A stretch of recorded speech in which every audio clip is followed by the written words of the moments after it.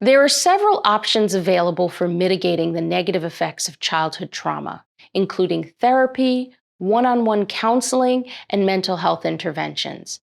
Unfortunately, many families do not have access to these options. So their only recourse is to rely on their children's schools and teachers for help.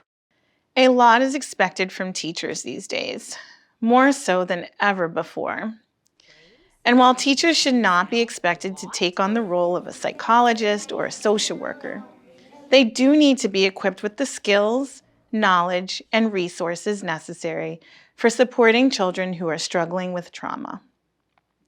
This fact becomes even more evident now that we know how prevalent childhood trauma is and how devastating the effects can be.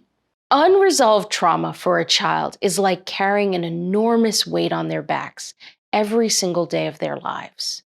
It becomes so cumbersome that they eventually lose the ability to function within their environment altogether.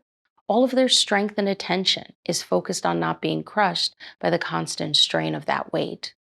This is not a sustainable way to live. Someone has to step in and intervene. Otherwise, things will only get worse.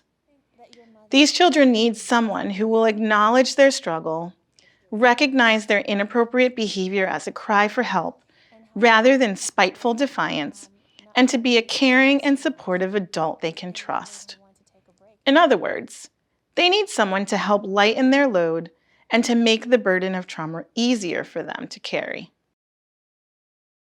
Teachers have the power and opportunity to be that supportive adult in a child's life, but it will require some focused effort and a trauma-informed approach to the classroom.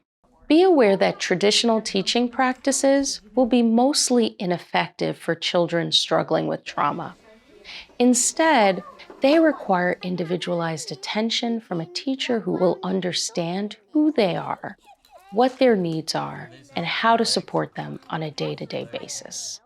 These needs can only be met within a caring, nurturing relationship, which, in essence, is what trauma-informed practice is all about. But there's much more to it. In the next step, we'll go deeper by breaking down the term to its core components and principles.